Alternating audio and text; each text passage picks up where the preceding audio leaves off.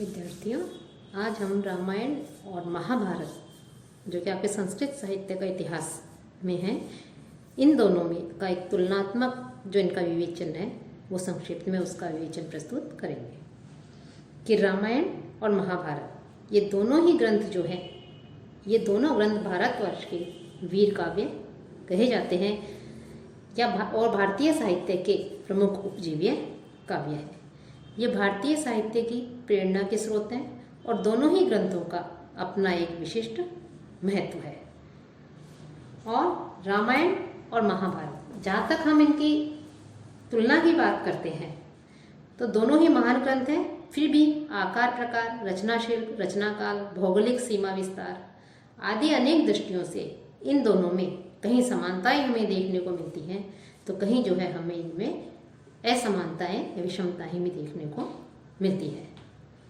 तो हम जहाँ तक समानताओं की बात करते हैं तो समानताओं की बात करें तो रामायण और महाभारत ये दोनों ही ग्रंथ जो है वो हिंदू धर्म एवं संस्कृति के मूल आधार हैं। दोनों ही ग्रंथ उपजीव्य काव्य हैं, अर्थात इनके बाद में इनको आधार बना करके अनेक कवियों एवं नाटककारों ने इनमें के आख्यानों उपाख्यानों का आधार बना करके उनके अंशों को लेकर के जो है अन्य ग्रंथों की रचना की है।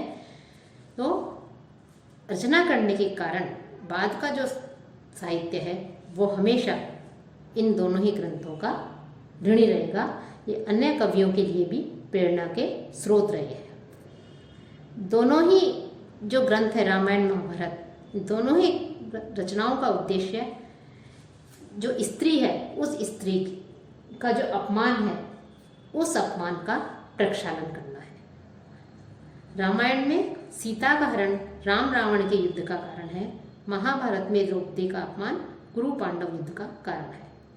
संभवतः महाभारत में जो द्रौपदी है उसका चीर हरण सीता हरण के आधार पर रचा गया है, क्योंकि इसी अवसर पर राम कथा भी जो है सुनाई गई थी।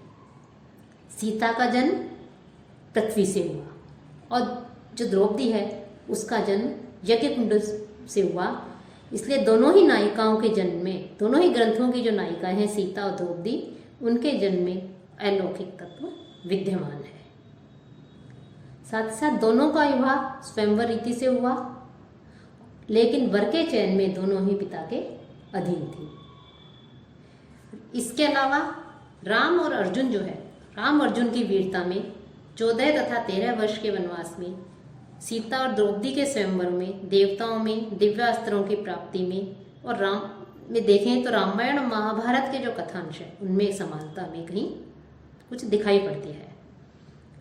रामायण में पांडवों का ही उल्लेख नहीं है, पर महाभारत में राम कथा का ही नहीं अपितु वाल्मीकि रामायण का एक श्लोक भी महाभारत में हमें प्राप्त होता है। तो इस प्रकार से जो है दोनों में हमें कुछ समानताएं मिलती हैं। दोनों ही ग्रंथों की उत्पत्ति एक ही स्रोत से अर्थात चारण गीतों से बताई गई है। इसके अनेक प्रमाण दोनों के तुलनात्मक अध्ययन से प्राप्त होते हैं। रामायण और महाभारत में कई कथाएं और वंशावलियां एक सी हैं। दोनों ग्रंथों की भाषा की समीक्षा करने पर भी ज्ञात होता है कि अनेक उपमाएं, श्लोकार्थ तथा लोकोक्तियां अक्षरशः समान हैं। इनसे यह प्रमाणित होता है कि इन कथाओं और लोकोक्तियों का एक ही उद्गम था। रामायणकालीन सभ्यता महाकालीन सभ्यता की अपेक्षा कहीं अधिक सुसंस्कृत है और इन दोनों में पुरोहितों, शिष्ट पुरुषों, निम्न वर्गों, सेवकों की भी इसमें चर्चा समान एक जैसी की गई है।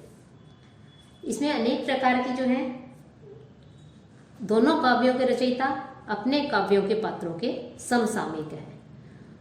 दोनों ही ग्रंथों का अंत दुख से होता दुखांत है। दोनों में ही नायक संसार एवं जीवन की जो विषमताएं हैं उन विषमताओं को भोग कर पर्याप्त आयु को प्राप्त करके स्वयं ही जो है मृत्यु के लिए तत्पर हो जाते हैं। दोनों ही ग्रंथों में पाप पर पुण्य की, अधर्म पर धर्म की, असत्य पर सत्य की विजय दिखाई गई है। इस प्रकार से अनेक समानताएं मिलती हैं, लेकिन साथ ही साथ कुछ असमानताएं भी हमें इन दोनों ग्रंथों में विद्यमान है। रचना कौशल, उद्देश्य, आकार प्रकार आदि की दृष्टि से, भाषा शैली और पात्र आदि अनेक प्रकार दृष्टियों से हमें कुछ विषमताएं या असमानताएं भी मिलती हैं। रचना की दृष्टि से रामायण महाकाव्य है, परंतु महाभारत एक विशाल ऐतिहासिक काव्य है। रामायण के कवि ने रामायण की कथा वस्तु को एक महनीय कवित्व के सांचे में ढालकर और काव्योचित ललित अभिव्यंजना द्वारा उसके समस्त अंगों को सरल बोधगम्य कोमल कांत पदावली में सजाकर यहाँ पर प्रस्तुत किया। रामायण का केंद्र बिंदु केवल एक ही है और वह है मर्यादा पुरुषोत्तम राम का भव्य चरित्र प्रस्तुत करना, जिसमें कवि पूर्णतः सफल हुआ है। और रामायण का काव्यात्मक चमत्कार भी अत्यधिक दर्शनीय है। रामायण एक संश्लिष्ट योजनात्मक महाकाव्य है तथा उत्तरकालीन काव्यों का उपजीव्य ग्रंथ है, लेकिन महाभारत कतिपय अंशों को छोड़कर काव्य की दृष्टि से कुछ महत्व नहीं रखता। महाभारत में युद्ध वर्णन जो है वो मुख्य रूप से कथा के साथ साथ तत्कालीन राजाओं के इतिवृत्त का विशेष रूप से इसमें वर्णन किया गया है। महाभारत में अनेक अवान्तर कथाएं एवं उपाख्यानों का भी इसमें हमें भरपूर वर्णन मिलता है, जिससे मुख्य कथानक थोड़ा दबा हुआ हमें दिखाई देता है। उद्देश्य की दृष्टि से देखें तो रामायण की रचना का उद्देश्य युद्ध वर्णन न होकर राम का जो चरित्र है उस राम के चरित्र के माध्यम से लोक मर्यादा एवं उत्तम जो आदर्श है, श्रेष्ठ जो आदर्श है, उस आदर्श की स्थापना मात्र है, उस आदर्श को प्रस्तुत करना मात्र है। रामायण एक आदर्शोन्मुख महाकाव्य है, जबकि महाभारत काव्य की दृष्टि से नगण्य है और इतिहास प्रधान काव्य है। महाभारत की रचना यथार्थ घटनात्मक दृष्टि से की गई है। इसका उद्देश्य तत्कालीन जो राजवंश हैं उन राजवंशों का यथार्थ स्वरूप प्रस्तुत करना तथा नीति एवं धर्म विश्वासों की स्थापना करना है। वीरों का शौर्य प्रदर्शित करना और धर्म पर धर्म की और अन्याय पर न्याय की विजय दिखाना है। रामायण के पात्र आदर्शवादी हैं, उसमें नायक का पक्ष हमेशा निर्दोष दिखाया गया है सर्वदा, लेकिन महाभारत में स्थिति भिन्न है। यहाँ दोनों पक्षों में अच्छे एवं बुरे दोनों तरह के व्यक्ति हैं, दोनों तरह के पात्र हैं। रामायण में आदर्श भातृप्रेम का चित्रण है, तो महाभारत का मूल आधार ही भ्रातृद्रोह है, अर्थात भाई आपस में भाई जो है वो एक दूसरे से ईर्ष्या करते हैं। रामायण जहाँ एक महापुरुष के व्यक्तित्व से संबद्ध युद्ध जीवन का चित्र है, वहाँ महाभारत सामूहिक जीवन का विस्तृत आख्यान है, चरित्र चित्रण नहीं। स्वरूप की दृष्टि से देखें, स्वरूपतः रामायण एक कवि की एक काल की कृति है, परंतु महाभारत जैसा कि हम पहले अध्ययन कर चुके हैं, जय भारत और महाभारत नामक 3 स्वरूपों में चल करके अनेक वर्षों का प्रयास है। यह न तो एक लेखनी का फल है, न काल की कृति है। महर्षि वाल्मीकि एक सहृदय कवि हैं, जबकि व्यास एक उच्च कोटि के इतिहासकार हैं और फिर बाद साथ ही वो कवि भी है। आकार की दृष्टि से भी महाभारत रामायण से लगभग 4 गुना बड़ा है। सांस्कृतिक दृष्टि से भी दोनों में अत्यधिक अंतर है। जहाँ रामायण का सांस्कृतिक वातावरण आदर्शोन्मुख है, वहाँ महाभारत का यथार्थोन्मुख।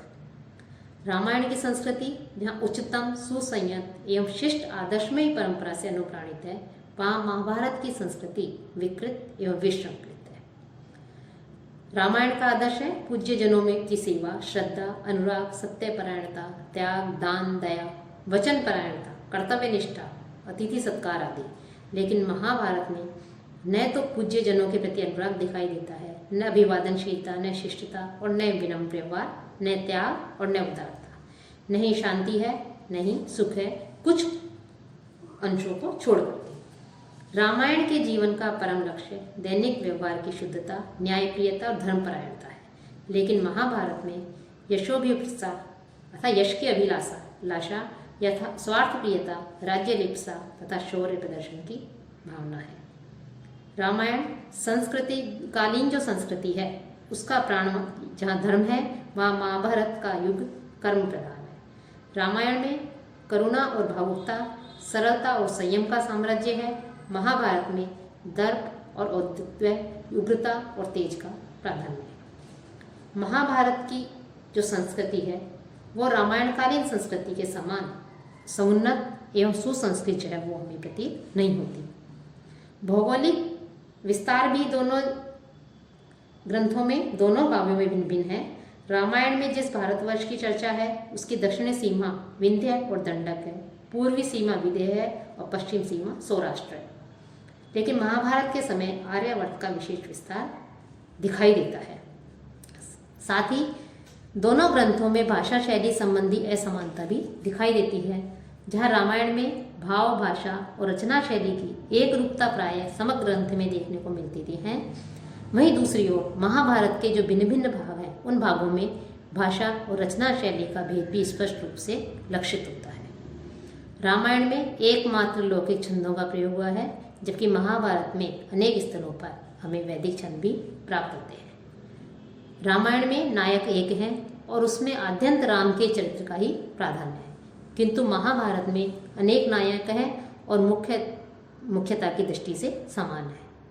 रामायण के समान महाभारत एक व्यक्ति की गुणगाथा नहीं है। रामायण के पात्र आदर्श हैं, उसमें नायक का पक्ष सर्वथा निर्दोष और प्रतिनायक का सदोष चित्रित किया गया है। लेकिन महाभारत की कथा ऐसी नहीं है। कौरव एवं पांडव दोनों ही पक्षों में कुछ अच्छे लोग भी हैं तो कुछ बुरे पात्र भी उसमें वर्णन किया गया है।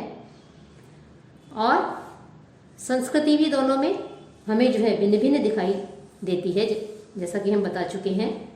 साथ ही रामायण एवं महाभारत ग्रंथों के